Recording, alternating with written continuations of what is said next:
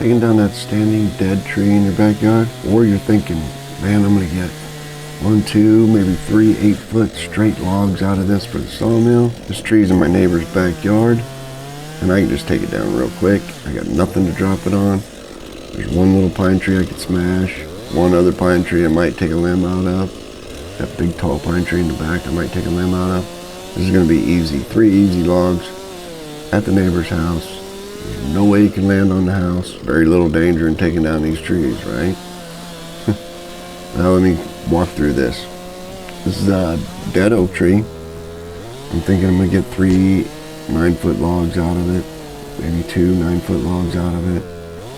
I'm real careful down here at the wedge because I'm looking for rot.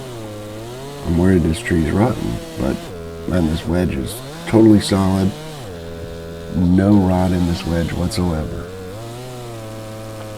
On a traditional wedge, actually on this one, I'm 1/3 of the way into this tree, just like I'm supposed to be, just right where I'm supposed to be. Normally my wedges are a little big. I'm more than 1/3 of the way through these trees. I go to almost halfway through most trees on these wedges.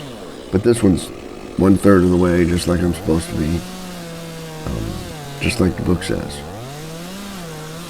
Everything's just like the book says. I've lined it up, dropped just right into that big white oak tree in the background you see right there. And I'm thinking the top 2 limbs are going to spin it off that tree, catch on that tree and spin it off. But this should be an easy way to get some sawmill logs to your sawmill. I've got the tractor waiting. I've got the car hauler trailer waiting. Just going to cut down this tree and grab 3 logs real quick. The little limbs that are left, I'll gather them up real quick, throw them on the brush pile fire, and away I go. Off down the road I go. Can't see the other side of this notch, of course. So I cut a line straight up from there. I want to be right at the top of that line. And I'm not too far off. I've got that plant growing holder metal thing right there at the back of my shoulder. That thing right there that's in the way.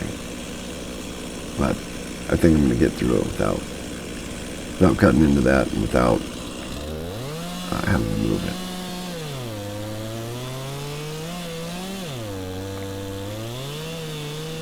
But here's just some of the dangers of taking down these trees when you don't.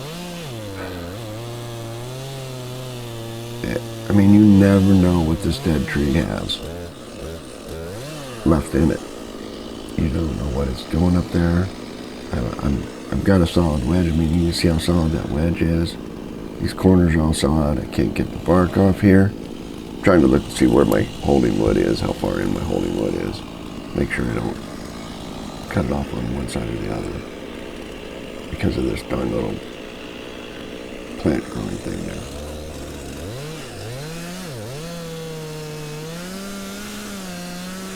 I think the tree's gonna go right over and boom. You're good to go. But best laid plans of mice and men. And that is rotten.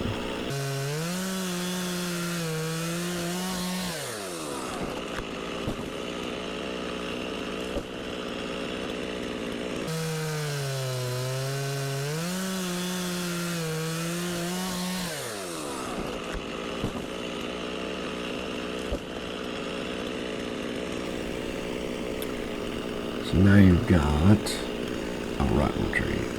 0 logs and a rotten tree, and possibly a very dangerous situation.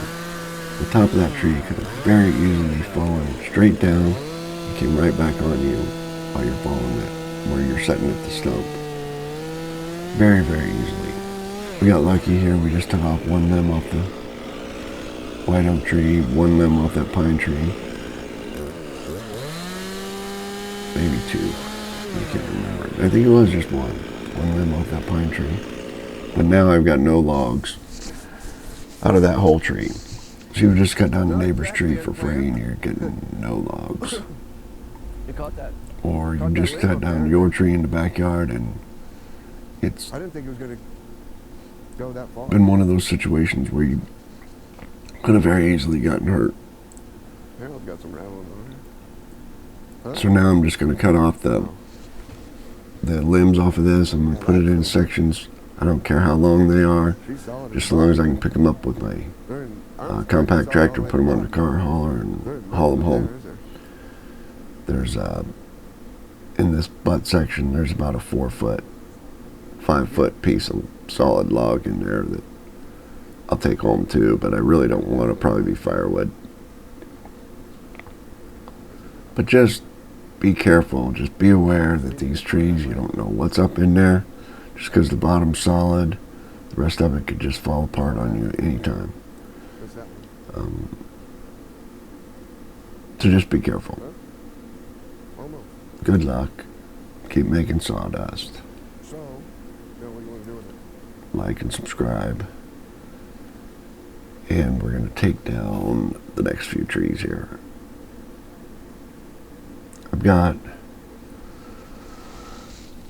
let's see, I've got 1, 2, 3, 4 other trees in this property to take down. None of them are close. I got 2 red oaks right here in the yard that are not close to anything other than other trees. The only thing that they could possibly damage is a few pine trees. And then I've got 2 white oaks over closer to the wood line that I have to take down. So, just because this one tree is a loss doesn't mean the whole job here is a loss, because it's not. I'm going to get other red oak logs. I've got 2 other red oak logs that I'm hopefully going to get, and I've got 2 white oak trees over there that I'm hopefully going to get. But I'm just saying, don't count your chickens before they hatch. Don't count that as 3 8-foot logs right there that you're going to have put on the mill and sell those logs, because you don't know until you get it on the ground, until you get it on the mill, that it's going to be there's not even a board in that. There's not an 8-foot board in that whole tree.